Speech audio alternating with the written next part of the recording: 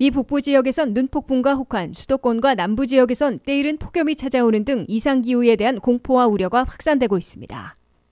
바이든 행정부가 악화된 국경을 강력히 통제하기 위해 초강경 국경 단속 정책을 5월부터 시행한다고 발표했습니다. 미국에서 부모, 자녀, 손주 등이 같이 사는 한 지붕 다세대 가구가 급증하고 있습니다. 미 연방준비제도가 3월에 다시 0.5%포인트 인상을 추진할 것으로 밝혀 다시 속도를 내게 될지 주목되고 있습니다. 미국에서 은퇴자들 6명 중 1명이 다시 일하고 싶다며 일자리를 찾고 있는 것으로 조사됐습니다. 여러분 안녕하십니까? 워싱턴 뉴스 투데이입니다. 미국의 북부 지역에선 눈폭풍과 혹한, 수도권과 남부 지역에선 150년 만에 때이른 폭염, 서부에선 보기 드문 눈비와 강풍이 찾아오면서 이상기후 공포에 휩싸이고 있습니다. 미네소타에선 최고 2피트의 눈폭풍과 혹한으로 얼어붙고 있는 반면 워싱턴 DC 일원에선 목요일에 80도까지 올라가는 때이른 폭염이 예보되고 있고, 서부에서는 보기 드문 낮은 기온에 눈비 그리고 초강풍에 시달리고 있습니다. 장사율 기자가 전합니다. 미국이 기후변화의 악화 때문인지 공포스런 이상기후 현상에 떨고 있습니다.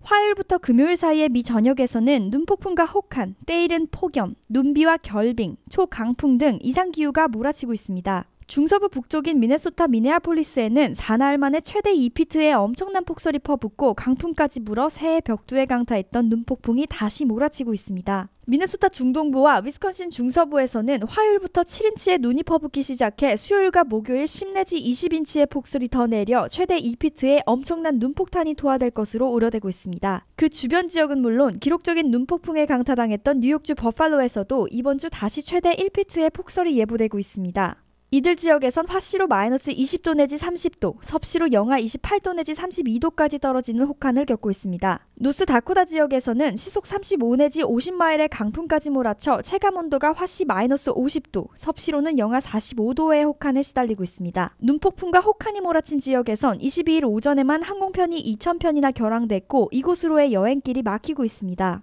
노스와 사우스다코타, 미네소타, 위스콘신주에서는 거의 모든 학교들이 휴교하고 관공서와 사무실들이 문을 닫았습니다. 이와는 정반대로 워싱턴 DC 수도권에서는 목요일인 23일 낮 최고 기온이 화씨 80도까지 올라갈 것으로 예보되고 있습니다.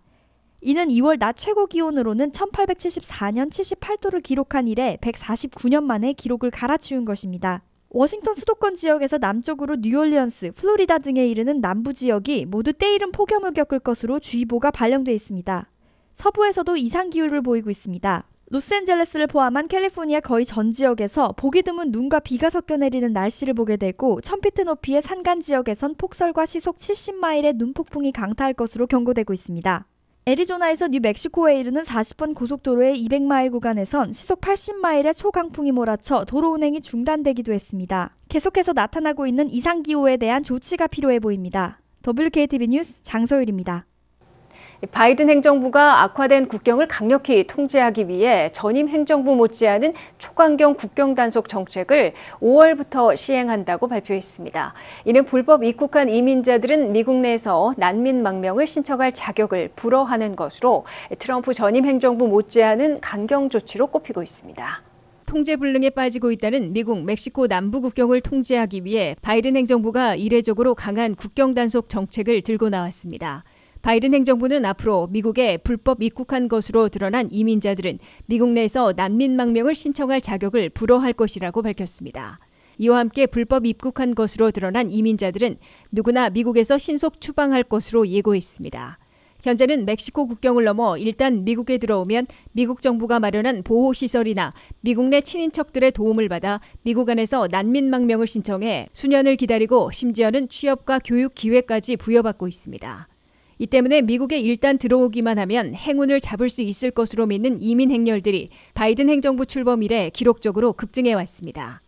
더욱이 미 당국이 국경에서 체포하는 이민자들만 해도 하루 7,000명에서 13,000명으로 2배나 불어난 데다가 이들을 타이틀 42에 따라 멕시코로 신속 추방하고 대기토록 조치했음에도 미립국을 시도하는 악순환을 초래해왔습니다.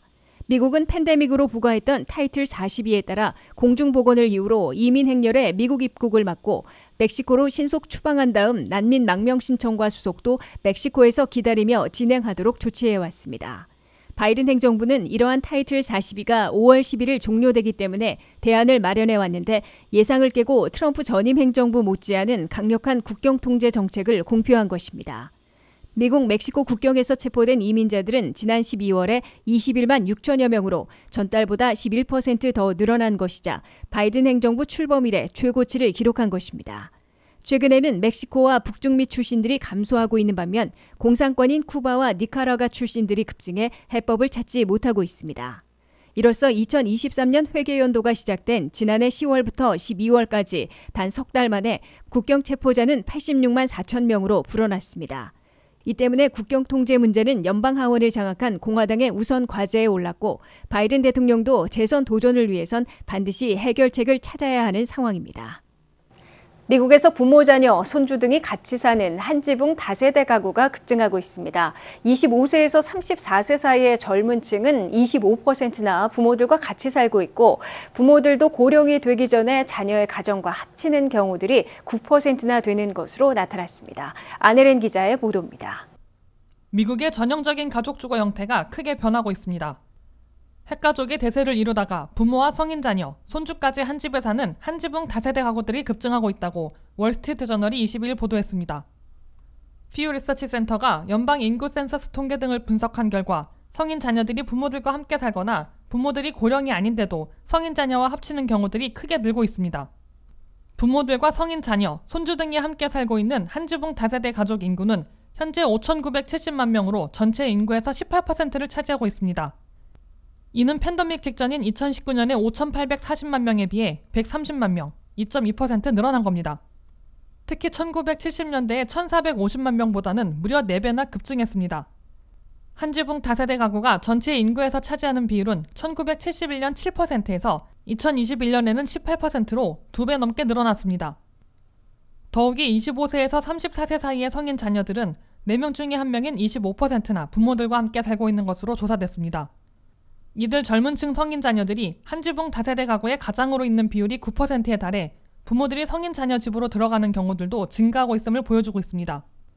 미국에서는 아직 부모 집에 얹혀 사는 성인 자녀들이 훨씬 더 많은 편이지만 부모들도 고령의 거동이 불편해지거나 심지어 은퇴할 때까지 기다리지 않고 보다 젊고 건강할 때 성인 자녀 집으로 이사하는 사례들이 크게 늘고 있습니다.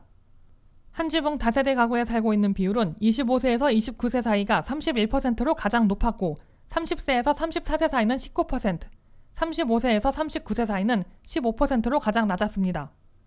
그러다가 부모들을 포함하는 40세에서 64세 사이에선 19%로 다시 올라가고 65세 이상에서는 18%를 기록하고 있습니다.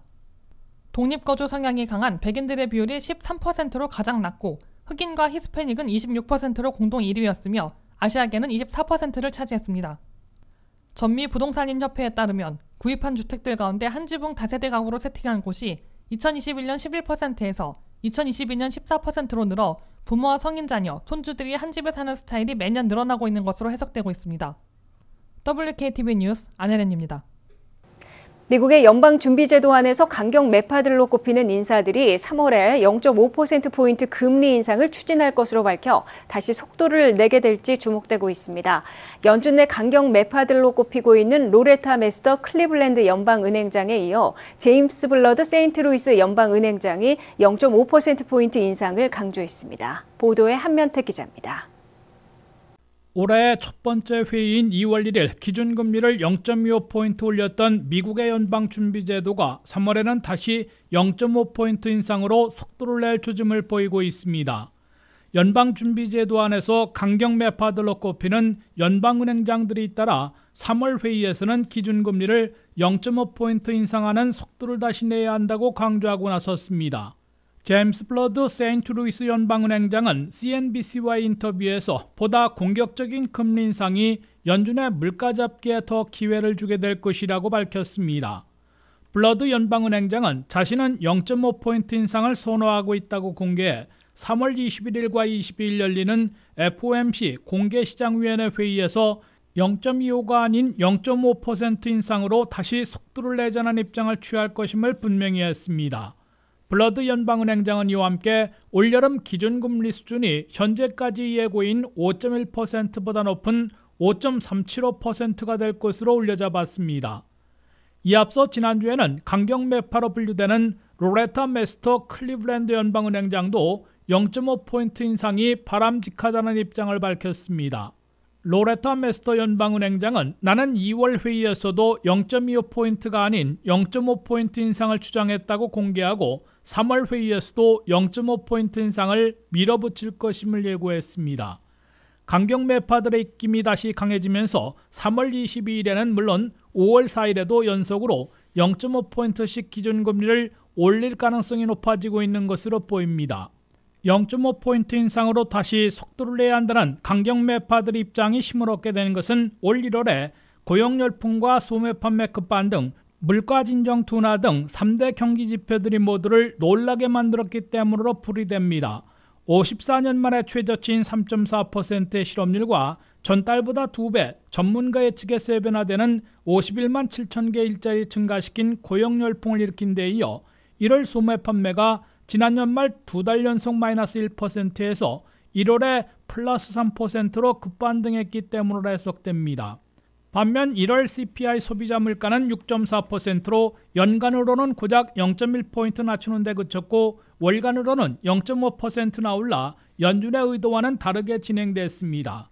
만약 연준이 3월 20일 0.5포인트를 인상하면 미국의 기준금리는 5 내지 5.25%로 올라 마침내 5%대에 진입합니다. 또한 5월 3일에도 0.5포인트를 연속 올리면 기준금리는 5.5 내지 5.75%까지 올라가게 됩니다. WKTV 뉴스 한면택입니다. 미국에서 은퇴자들의 6명 중 1명이 다시 일하고 싶다며 일자리를 찾고 있는 것으로 조사됐습니다. 고물가, 고금리 때문에 돈이 더 필요해서라는 이유도 있지만 그보다는 은퇴 후 너무 지루하고 외로운 생활을 하고 있어 다시 일하고 싶어졌다고 밝히고 있습니다. 안혜린 기자가 보도합니다. 미국에서는 은퇴 후에 다시 일하고 싶다는 재취업 구직자들이 크게 늘어나고 있습니다. 미국 내 은퇴자들은 6명 중에 1명꼴로 다시 일하고 싶다며 일자리를 찾고 있는 것으로 조사됐다고 CNBC가 22일 보도했습니다. 미국 은퇴자들은 평균으로 4년이나 일하지 않거나 구직 활동에 참여하지 않아 노동력 인구에서 제외되었으나 팬데믹과 물가 급등 등 대외 악재 때문인 듯 다시 일하고 싶다는 은퇴자들이 크게 늘어나고 있다고 이 방송은 전했습니다. 미국의 은퇴자, 노년층 인력들이 전체 노동 인구에서 차지하는 비율이 근년 들어 계속 높아져 왔는데 앞으로도 높아지는 평균 수명에 따라 증가할 것으로 예상되고 있습니다.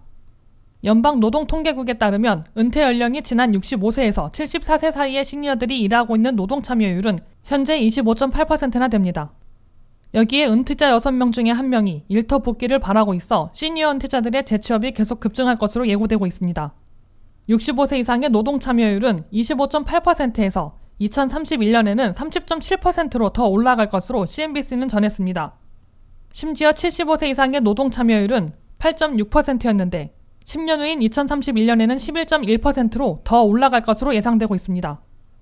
은퇴자들이 다시 일하기를 원하는 이유 중에서 가장 많은 57%는 개인적인 이유라고 밝혔습니다. 돈이 더 필요해서라는 이유는 53%로 두 번째로 많았습니다. 반면에 은퇴 후의 생활이 지루하기 때문이라는 답변은 52%나 되고 외롭기 때문이라는 의견도 45%에 달해 경제적 문제보다는 정서적, 정신적 문제로 재취업을 원하고 있음을 보여주고 있습니다. 이에 따라 돈 문제가 아니라면 은퇴한 시니어들이 재취업하려 할 때 임금보다는 스트레스가 적고 유연성 있게 일할 수 있는 직종과 일터를 선택하는 게 바람직하다고 CNBC는 권고했습니다.